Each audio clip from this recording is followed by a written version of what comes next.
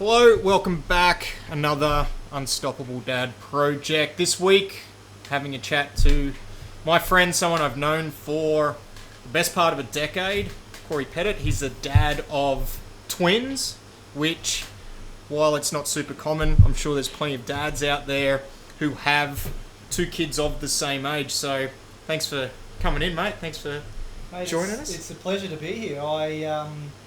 I was just trying to think the last time we saw each other was a long time ago, but yeah, we've been good friends for the better part of 10 years, and this baby was born. I suppose your baby here was born from our friendship being created all those years ago, man. So it's good to be here.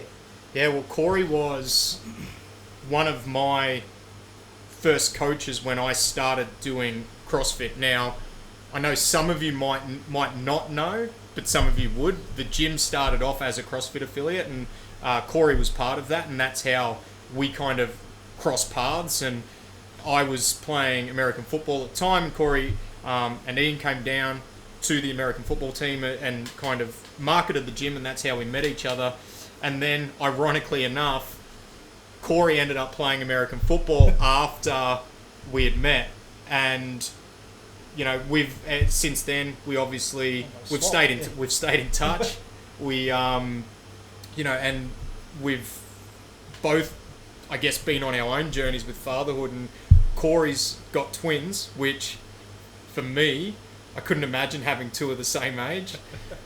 You know, with Ollie's 2 at the moment, and you know, having just 1 2-year-old is pretty full on. So, how's the experience with twins at the moment, mate? So twin life is different. I don't know any different anyway, because we've only got the 2 kids. So I've never experienced having one child on its own.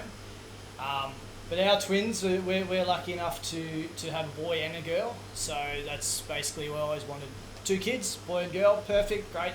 Would have been fantastic either way, but we didn't find out. It was a surprise on the day. And they're just over 19 months old now. So they're at the stage where they're climbing on shit, pulling shit off the table, grabbing stuff they shouldn't, not listening, and talking back a little bit. So it's a really fun age. So talking back will probably pick up. The not listening will probably pick up. I've heard it's until they're about 30. 30. So yeah, I'm good till about 30.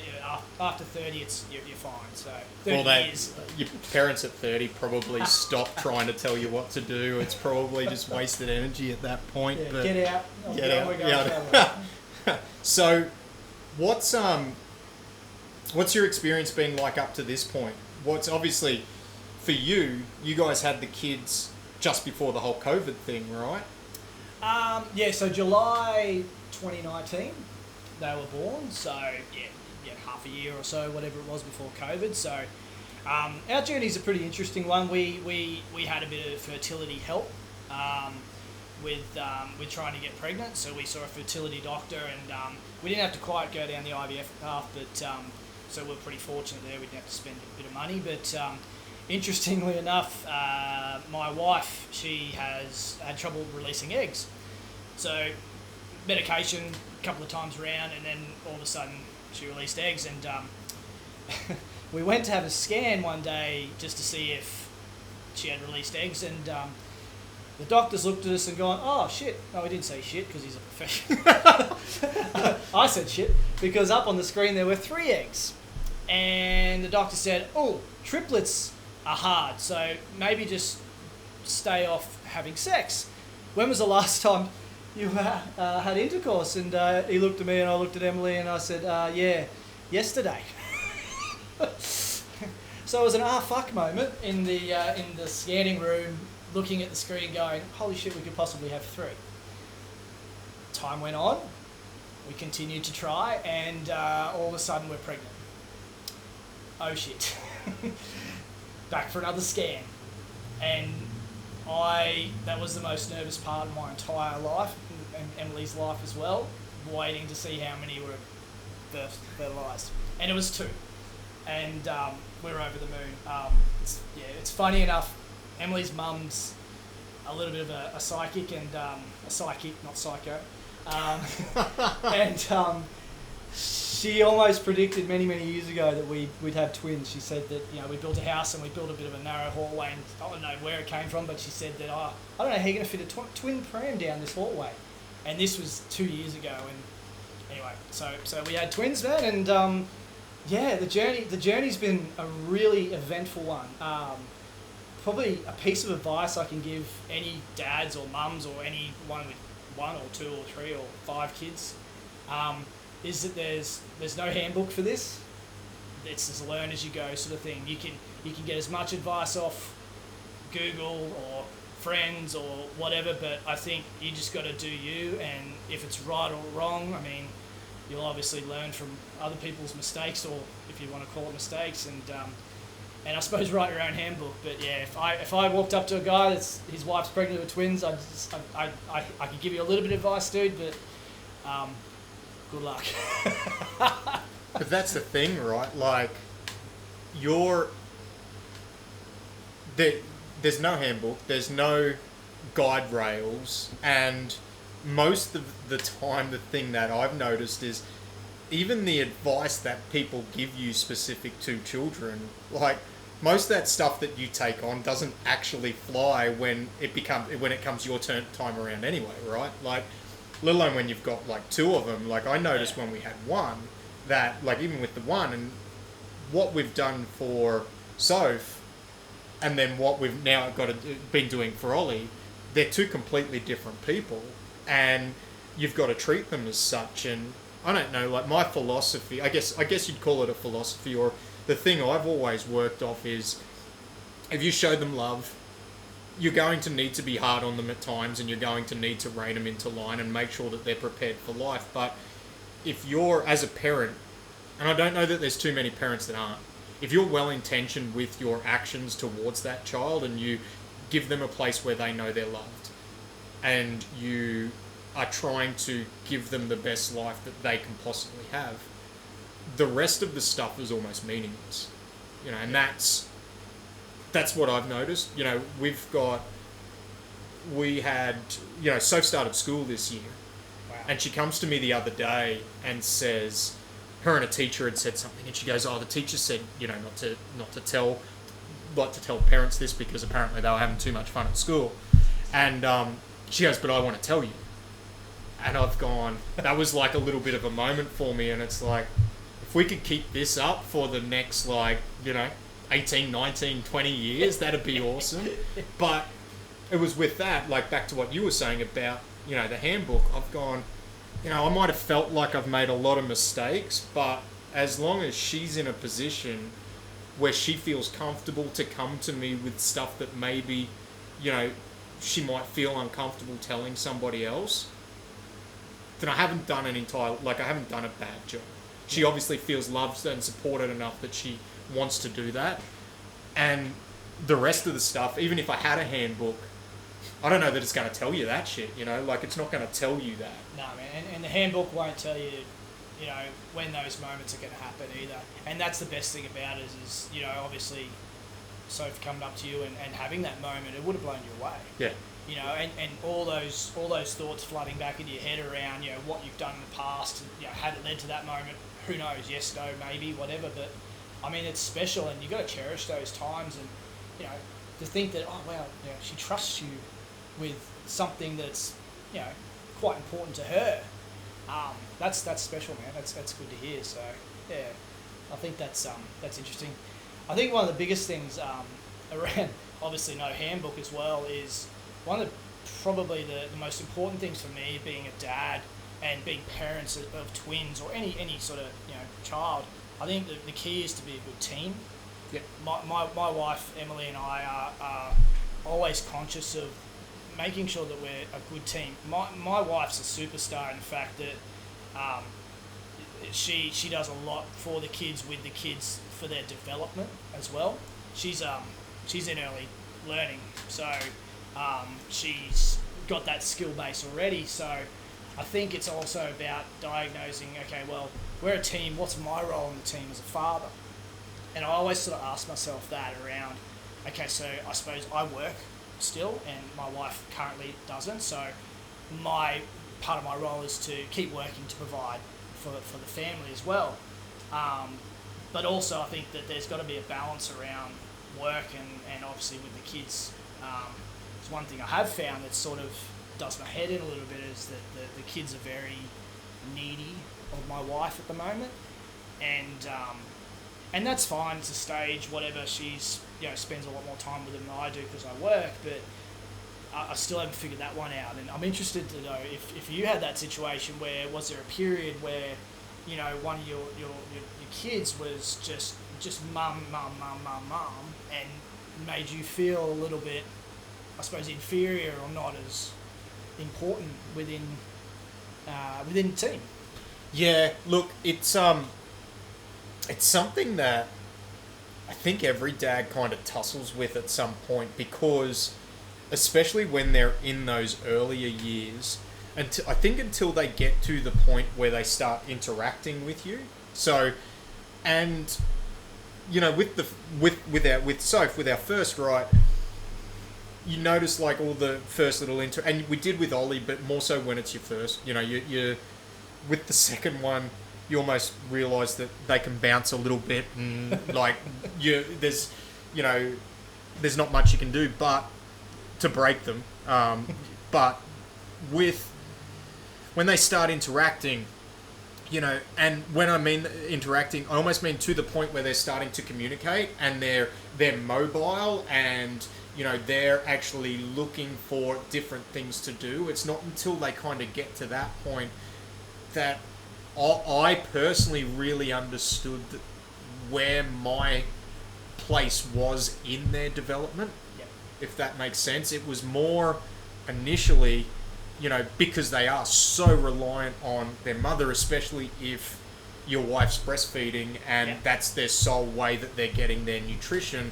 Obviously, they're 100% reliant on their mum for nourishment. And, like my wife's a superstar with what she does for the kids. She's, mostly a stay-at-home mum, and she's got her own little business that she's running on the side now, but especially with Sophie in the early stages, that's what she was, and that was just due to our life and us having our own business and things like that. But, up until Soph probably got to that 18 months, maybe a little bit before, where she was super mobile, she was starting to interact, she was starting to say some words. It wasn't until that point that I really understood, okay, this is my role in her development, and this is the mother's role in their development. Not so, and that doesn't diminish from either of our roles in their life, but in the early stages, it's pretty tough because you feel like you're almost like useless, like you're useless in the whole thing, and you're not, because if you're going to work every day, you're putting food on the table, you're keeping a roof over the head. You're not, but yeah, it's a hard kind of thing to go through, especially like the first time. The second time, because I knew what it was, you just know what it was. Yeah.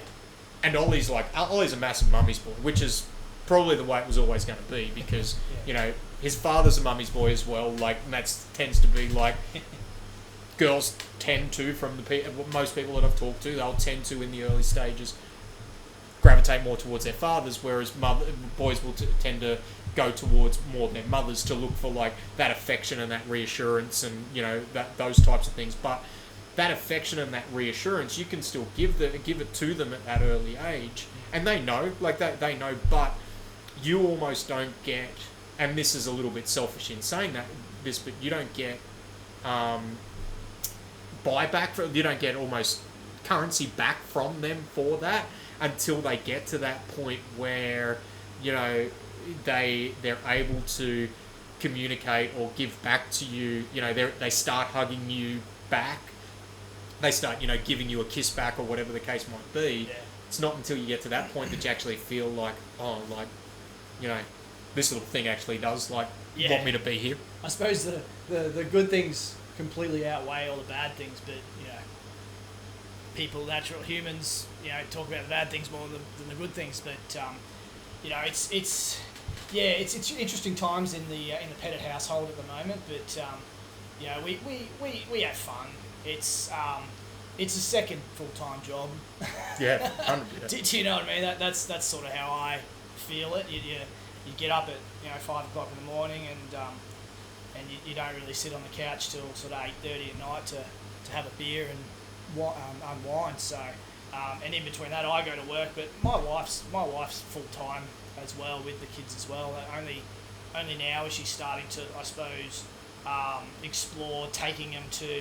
She's joined the gym. She's taken them to the creche and things like that. So they don't go to childcare or anything like that. But their development is unreal, and I think that we put that down to a couple of things is around, reading a lot of books, talking to them, communicating with them, get them away from the television and all that sort of shit, like cartoons and shit like that. So, it's good times. It's full on. There is some times that, both my wife and I struggled with it mentally. But like I said, you sort of persevere, you sit down, you talk about it, you get through it as a unit. I couldn't imagine, and I think about it every now and then, I couldn't imagine single parents raising twins without help. Yeah. Without in-laws or parents or anything like that. It would be tough, man. It would be tough, and we're lucky. We've got both our parents are nearby. We've got each other still too. So. Yeah, it's good, man. It's good. Have twins, everyone out there. It's good fun. Yeah, sounds like it. Sounds like it. Make sure you've got a good support network if you do. How do you go, obviously having two at exactly the same age, and I guess because you've only got twins, you might not know any different, but how do you go allocating your time between the two of them? We try and do everything together, or as much as we can together. They are, if you see a picture of them, and when you post this on social media, I'll post a picture of them. They are polar opposites of each other. So a boy and a girl, obviously. The boy's blonde hair, blue eyes. The girl's dark hair. Well, she's light hair's getting light now, but brown eyes like me. And personalities. He's loud. She's really a bit quieter. She's very intricate when she does puzzles and things like that, and he's just a boy. He'll run at you full speed and tackle you, and use his head to, balance when he falls over. So we try to balance it out, I suppose, doing as much as we can together. And it's actually really weird. I think I took Max, so Max and Marley's their name. I took Max to get some groceries or something one day and came back. This was in the early stages, and then we came home, and Emily walked in the door and she's sort of not freaking out, but you could see something was up. I'm like, what's going on? She's like, that's the first time they've ever been apart, because they've been together for so long. They shared a cot for so long, and then we've just done everything with them. So that was a little bit weird, but I think it's probably, as much as it's important, I suppose, to keep them together and to do everything as a family together as much as possible. It's probably important at some stage that they sort of go and do their own thing. But at home, our home's a friggin' childcare centre basically. There's fucking workstations set up everywhere. It's awesome, man, don't get me wrong. I used to have a media room, now it's the train and puzzle fucking room that I no longer use. And that's cool. So, you'll walk in and Max will be over there doing painting, and Marley will be over there doing some other shit. So they don't necessarily do the same thing as each other all the time, but they certainly do learn off each other. You can see that development happening. Max will talk for Marley, and Marley's a bit of a bully, but that's okay. So. Yeah, so as much as we try to do things together, I still think it's important that they do their own thing and become their own people. Yes, they're twins, but they're completely different. Right? Do you see, like you were just mentioning, the way they are with each other? Because people obviously talk about how twins, they tend to have almost like ESP-like connection with each other. Have you noticed that with them yet? Emily will probably say yes. I probably haven't as much. There's certainly things that they do that you look and you go, wow, you two are wired together, but I haven't seen it like your stereotypical identical twins that basically finish each other's sentences and things like that. So No, I haven't seen it yet, man. They're two little individuals. Like if you meet them one day, or you'll meet them one day, then you just go, "Whoa, are they really twins?" Like, and we've had that. Are these guys twins? It's like, yeah. Oh, you got two boys? No, that one's a girl. Like, My sister's got twins, so she's got four girls, and the middle two are twins. holy shit, 4 girls. And they're the same. Like, you would look at them and you wouldn't know that they were twins, and they're two completely different people. Fraternal? Yes. Yeah. So they're beautiful young girls, but they're completely different.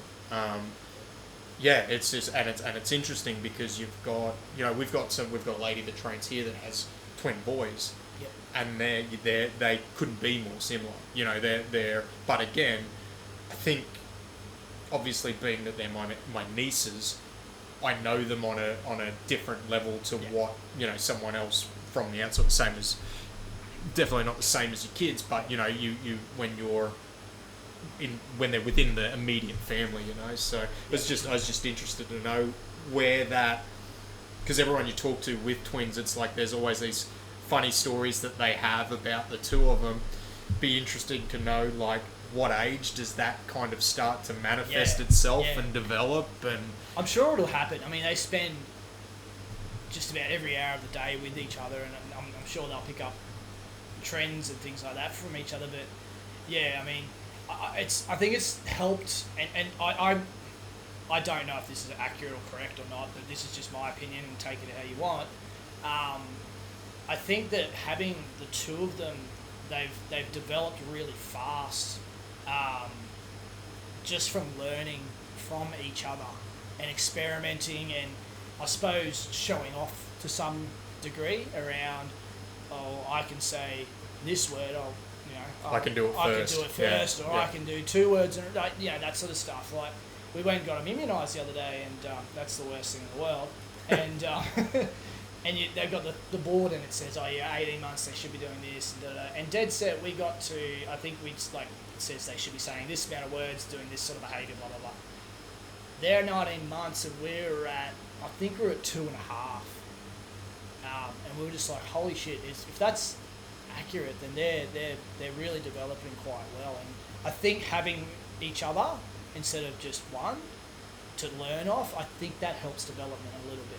I may be wrong, scientists or someone with a doctorate or they earns a lot more money than I do probably prove me wrong, but I just watch that and their development's through the roof. But I mean, kids are so different too. And they're not twins, but even with our two, and we've said this a lot over the last 6 months, like Ollie, and there's so many other factors that go into it, but just from you look at some of the things he does, and it's like, just because he's trying to keep up with somebody older than him, it seems like a lot of this stuff has happened a lot quicker than what it did with Soph. Like the walking and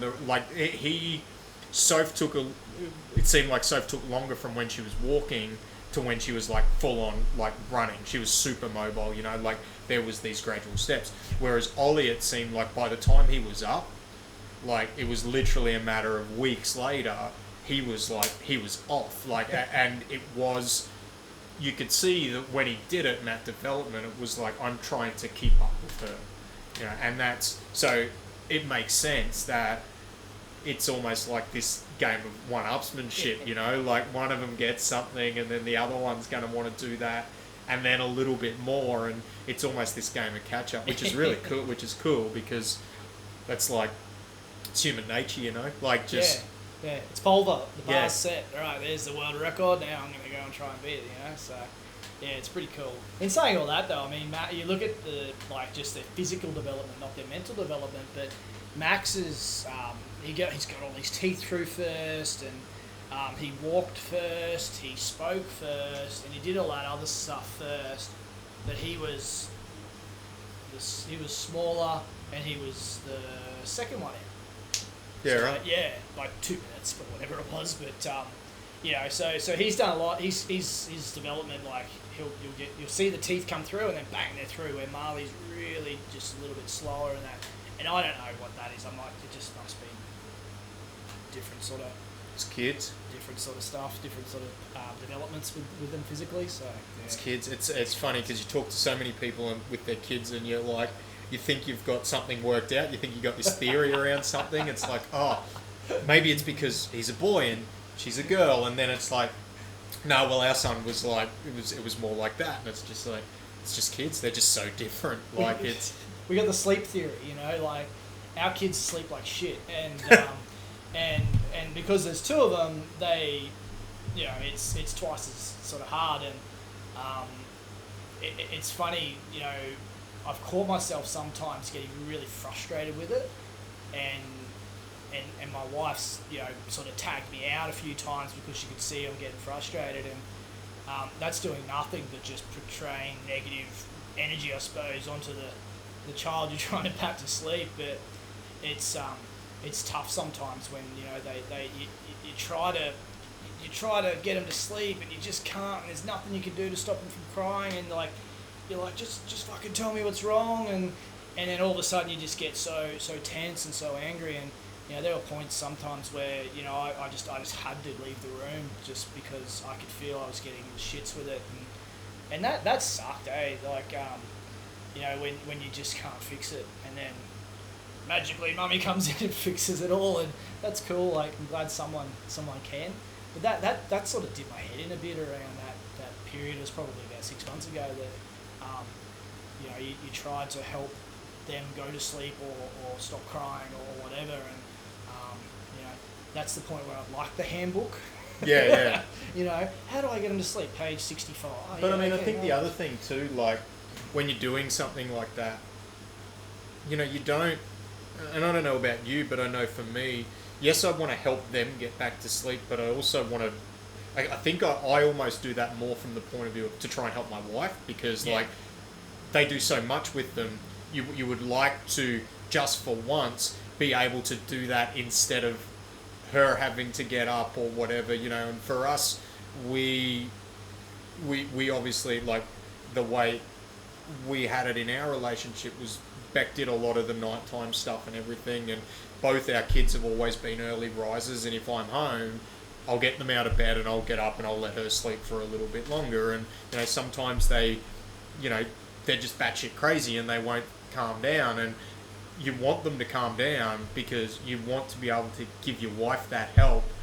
And I think, like, for me, the guilt and the frustration around that was less with me wanting to help the kids and more with me wanting to be able to help my wife out. Yeah, exactly right. I think, that's the frustrating part, is, you know, you sort of want to do that, but you're getting the shits with it, and then, you know, all of a sudden wife comes in and takes over and all that stuff, and you just think it's just not fair. Like, it's like I'm not. It's not fair. It's not fair. You know, I'm trying. I really am. I'm not here for my own good. Yeah. Like, I'm actually trying to give you help, and here you are. Yeah. I know, but in saying that, like, it goes back to like what we were talking about before, where you're talking about your role in the kid's development at that point, and when they are that age, you know, it's sometimes all they want is mum. Doesn't matter, you know. And yeah, you're right, like that frustration, and as they get older, you know, your frustrations and the way you outwardly show the frustrations, those kids are going to be a mirror of that. Like, you know, they will react to things the same way you react to things, and it really puts a mirror up in front of you about, holy shit, I don't actually react very well to that, do I? Like, because I'm seeing exactly what I do there. But they feed off that, like they feed off that energy, especially when they're close to you. And, you know, whether they can acknowledge it or not, like as a dad at that age, we're still a very important part of their life, but we're not the giver of, you know, life. We're not the, you know, we're still a provider and we're still a protector, but we're just not what they need in that moment. And it's hard, like it's a really hard mental thing to juggle with, and especially at the age that, like 6 months ago, and then now you're probably starting to see it a little bit more, especially as they are talking and seeing, and you know, once they start like saying dad and like start to tell you what you want, you start to feel a little bit more as like, oh, like I'm actually helping here. Yeah. And yeah, but it's tough though, man. It's tough. I get it. It is tough, and like, look, I'm 19 months into it, and I'm learning something every day. Patience has been the biggest thing I've learnt. I'm still learning that. I've never really been a patient, never really been a patient dude. I'm like, I want it now. But yeah, so that's been a big learning curve for me as well. But man, they're fucking teaching me stuff every single day, and my wife, like she's teaching me stuff every single day as well. And you know, you get a whole new appreciation of the person that you married once they have kids, you know, and how they go about their sort of their day in, day out with and without the kids and things like that. Like, you know, it's I'm very lucky to have a good partner like that. You know, and I say lucky because, you know, I know some people don't or have a partner at all and doing it on their own or whatever the sort of life brings your way. You know, so yeah, she's a good egg. I'll probably hang on to her. I said I'd give her a rap on this too, so. Well, there you go. You've given her a few raps, actually. I know. I should be in the good books after this. It's so good. Hopefully. Well, she's the one that dobbed you into doing it in the first place. I know. It's like, hey, I've signed you up to do a podcast with Noonan. I'm like, oh, okay, sweet. Thanks. No, it's good. It's good, man. And I like I said to you before, what you're doing here is awesome. I think it's good to have the conversations. I've never really had these conversations with people before, except my wife, you know, obviously, but to talk about being a dad, and I think, you know, the few, I suppose I call it levels that you go through from when they're first born to wherever you are at with the kids in terms of their life. It's important for guys to talk about that because, you know, we're blokes, we're tough, we don't need to talk about that sort of shit and, you know, all that sort of jazz, but, you know, mental awareness of that with guys is really important, you know, and women as well, you know, and everybody, but I think being a dad, it's completely fucking changes your life. For sure. Completely. You know, you do all sorts of shit before you're a parent, and now all of a sudden you got a new focus in your life, and I wouldn't trade it for anything. So I don't think there's a lot of dads that would, you know, but it's such a hard transition, especially if you make this realization that, like,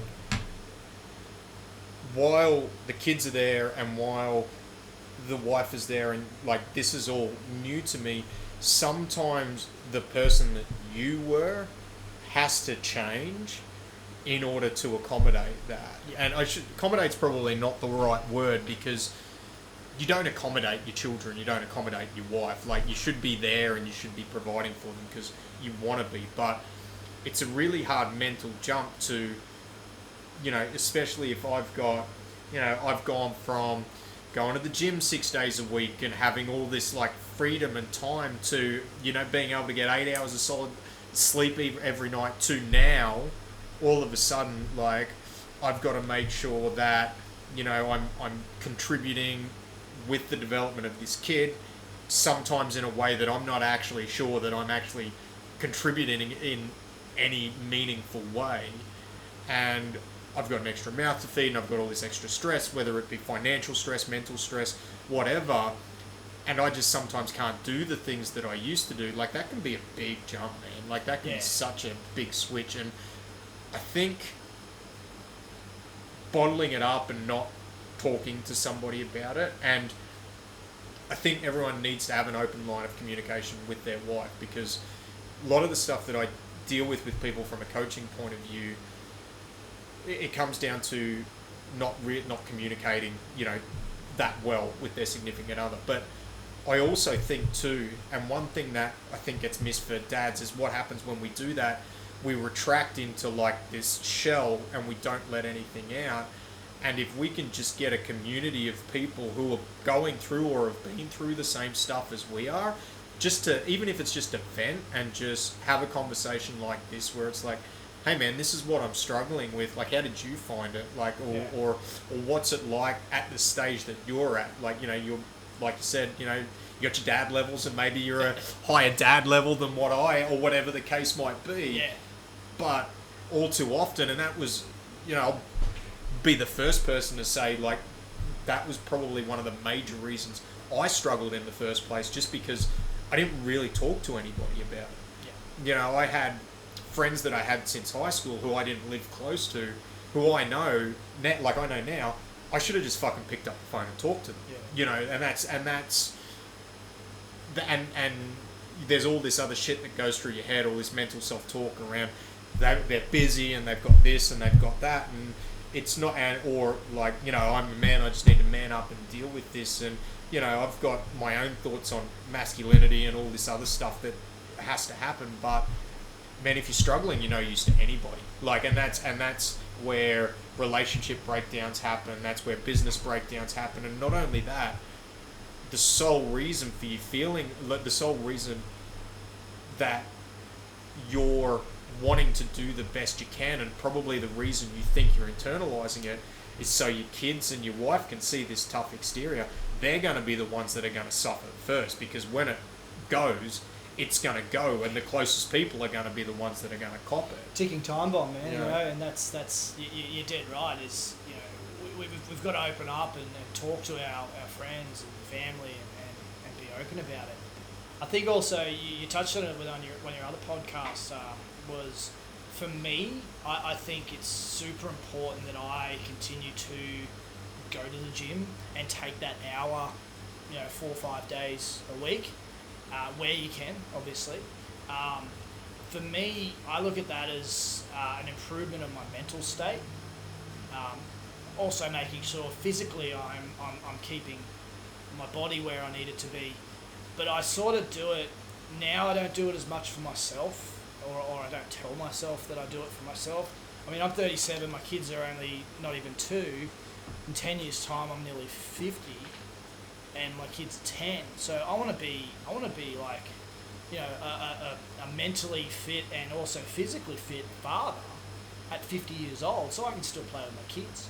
So I've shifted my thought patterns, because previously I'd go to the gym because I wanted to go to the gym for myself. Now it's like, okay, well, I want to still go to the gym for me mentally, but also I want to make sure that, like I said, 10 years, 20 years' time, I can still go for sure, tackle the kids in the backyard and do all that sort of shit. So if I give anyone any advice, if you're going to the gym or not, take that time to invest in yourself, because you're not just investing in yourself when you do that sort of thing, you're investing in your entire family, because you mentally become a better person. Because if you don't push yourself or get active or physical or anything like that, you're just going to, ticking time bomb, man. For sure. And that's like, and it doesn't even have to be the gym, like, it's just having that time for yourself. Yeah. And shit, I should be the first person telling people to go to the gym because, we own a gym, but it's not, it doesn't have to be. I think every man, every father should be doing something to make themselves more physically capable. I think that's important. But I also think sometimes in those early stages, the mental side of it, and that mental side of it needs to be sometimes more important than the physical. And for some of us, I know for me, physically when I'm feeling good, I'm mentally feeling good. Like the physical feeds the mental for me. And I know for a lot of people it does. But everyone's so different, and that's like when we were talking about like those 5 things, one of the things I said is like find your thing. You've got to find what your thing is, and that may not be going to the gym. Like that might be going to jiu-jitsu, that might be going to, like, fuck, it might even be going and doing like yoga or tai chi down at the park. Like, who am I to tell you whether that's right or wrong for you? If it's an hour out of your day, 3 to 4 times a week, where you feel like it's a bit of a mental reset, I think especially in the early stages of being a father, I think that's such an important thing, and giving yourself the opportunity to kind of quiet the mind and think through some things that you're not going to do at your desk at work, you're not going to do when you're at home with the kids, you're not going to do that when you're, with your wife, you're going to, or you might, and then you'll just be completely absent, like in the time you're trying to spend with your wife, which is like a whole other problem. But giving yourself that time, and it might be, it might not even be an hour. It might be 30 minutes every morning where you just get up and go for a walk, or but it's so important, and it's just something that you know, like you said, I think that because we need to drive home, but it's also something that I think a lot of dads can feel selfish about taking that time. Yeah.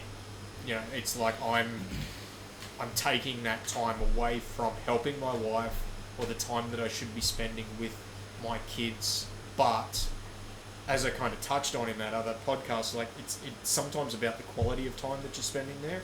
And if you're disengaged because you're mentally fried, like that 30 minutes that you could have taken out of your day this morning is going to well and truly, or that you did take, is going to well and truly make up itself in the 90 minutes of time that you're going to be engaged compared to 2 hours of just like completely shit time with your wife or your kids, you know. And that's yeah, I mean, I couldn't agree more, you know. Like it's, you got to take that time for yourself, and you've got to do something. And I mean, that goes for both parents in the relationship too. You know, it's you, and I think that's one thing where encouraging each other and being in that team environment where it's like, hey, I know this is important to you, and I know, and it doesn't have to be, you don't have to do the same thing. Like it's all, you know, do something different, get out there and find your thing, and just allocate some time to it. Yeah, that's it. Do you? Yeah, and don't try and overcomplicate it, because that's just. Go fishing. Yeah, hey. Fishing might take you longer than 30 minutes. Depends on what type of fisherman I'd say go play 18 holes of golf, but you might get half a day. Depends on how good you are at I play golf right? twice a year. Yeah, that's my golf. That's your capacity. limit? That's my limit. That's my capacity. What's the what do you feel the biggest thing you've struggled with over the last 19 months has been? Oh man, yeah. Look, I've touched on a couple of things around, you know, feeling insignificant. It's probably one that's sort of playing on me most recently. Just the initial shock, man. Like the holy fuck moment when you're at the hospital and you're there for 4 days or whatever you're there for, and then you walk in the door at home and it's a holy shit moment for me around. Holy shit, we got 2 humans we have to take care of now. And that's where I said there's no handbook for that. You can go and Google friggin' anything you want, but it'll all be different opinions on everything that you Google. So I think like initial stages of a holy shit moment was a bit of a struggle for me, I suppose, mentally. But we got through that pretty quickly by developing a bit of a system, I suppose, or you know, with what we had to do for our day in, day out. But yeah, just probably feeling a little bit insignificant or not being able to fix something that's wrong. And not, you know, not knowing how, that really does my head in a little bit around feeling incapable of helping. And I try and brush it off with a bit of laughter, I suppose, and all that, and the wife's good around, you know, hey, it's not personal, and you know, all that sort of stuff. But I'm interested if anyone else has had that similar sort of things, twins or not, around, you know, has that been an issue for you, feeling that you may not be needed or you can't help? That's probably been the biggest struggle for me, yeah, to be honest. Yeah. And amongst all the other shit, you know, like chasing after them and all that sort of stuff. But yeah, that's probably the biggest thing mentally for me, to be honest. Yeah. I think that's normal, man. Like everyone, I think everyone I talk to feels that. And like we spoke about like earlier on, it's one of those things that it's almost you got to understand your place in the whole thing, right? Like it's not, and you know, this might sound a little bit chauvinistic, and I know everyone's relationship is different, but like, you know, you're, as a dad, you in most traditional relationships, you're there to provide, and you're there to provide shelter and protection for your wife and your children. And when they're young, from the point of view of what you have to do directly with your kids, those things are an indirect act. Yeah. So it's where this is just what I think and feel from my own experiences and talking with other dads, when they're at that age, like those indirect acts sometimes don't, and it is almost a selfish need, but like don't kind of, I guess, address that want for connection with our kids at the early stages. Yeah. That's just what I believe. That's just because what we're doing, while it is affecting their life and their livelihood, we're not getting the... And it's almost... I think for some people it's almost a level of jealousy with their wife because their wife has this different relationship. Yeah. But you've got to, you know, I think detaching from that and just going like, that's not what, like, I'm here for. Like, I'm not my wife. Like, I'm not my wife. Like, the relationship that my wife and my daughter are going to have compared to me and my daughter is going to be completely different. And that becomes so much more evident as they get older. Because they're going to just... And that doesn't mean there's not going to be some crossover. It just means that, like, you're the dad, they're the mum. Like, if we were meant to do exactly the same job, we'd have exactly the same bits and we'd have... You know what I mean? Like, it's not...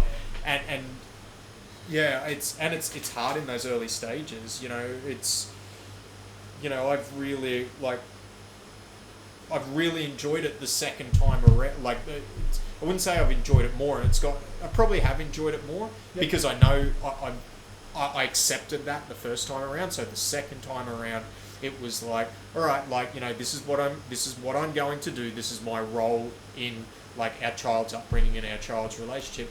I know what's going to happen from this part forward, so it's not as much of a mental struggle.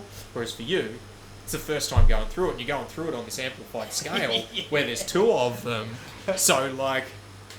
Rightly or wrongly, you almost feel like almost doubly inadequate because there's two of them. Like, shit, can't I at least get love from one of them? You know, like just one of them. Yeah, that's it. And that's exactly.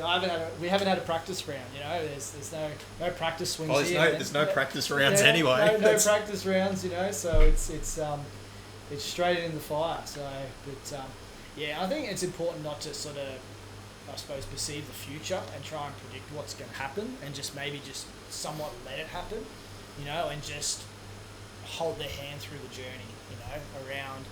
Because if you start to sort of preempt what you think might happen in their lives, development, whatever, and it doesn't go that way, you get the fucking shits with it. Yeah. So I think that's been a bit of a learning for me as well, is just let them do what they need to do. They're completely different. Let them be who they are. And just give them the best opportunity or the best chance to get there. So, but it's their life, right? Exactly. Like, and that's the thing. Yeah. Like, you see it all. Like, we've both taught kids, we've both coached kids sports, right? Yeah. We were having a conversation which we won't go into that much detail before we kind of started recording. But I think one of the things is with a lot of people, they almost try and push onto their kids their own shortcomings, and not in a way where they're trying to do it negatively, but it's like, I missed out on this, so I need you to do it. And some of them it might be to fulfill a selfish need, but other people it's like, that's maybe a source of pain for them, so they don't want their kids to go through that same pain. But the fact is, like, they're going to they need to be able to forge their own path. They need to be able to fuck up in their own way. And as a parent, you almost need to let them fuck up. Like, and that's, now that Sophie's getting a little bit older, your natural reaction is to want to shield them from that. But if I'm shielding her from that, and she gets to 18, 19, 20 years of age and doesn't know how to handle it, in my opinion, I'm a failure as a parent. Like, my job is to equip them both with the tools so that when they get to adults, as hard as this is to say, like, they don't need me.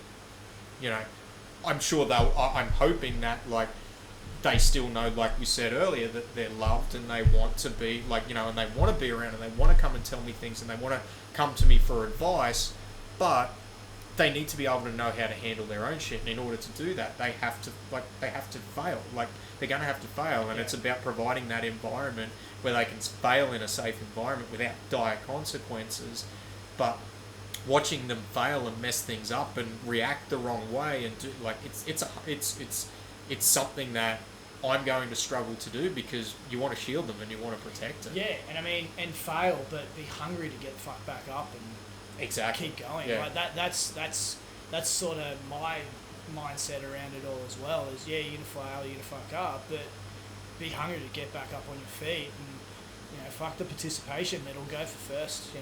Yeah. Yeah. But you got to make sure you give them every opportunity to get there, and you're 100% right. You can't live vicariously through them, and that's sort of not what I want to do as a father as well with my kids. But fuck, man, I want them to succeed. For sure. I want them kicking ass, and so what's the steps to get there? Once again, I don't know, but if we can give them every opportunity to get there, and you're right, fail, fall over, get back up, and keep going.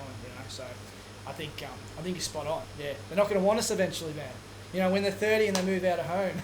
when they finally start listening, right? Yeah. When do they do that? 30 apparently. Yeah. I doubt it. Yeah. So. Yeah, but that's, I mean, yeah, parenthood's awesome though. Like it is.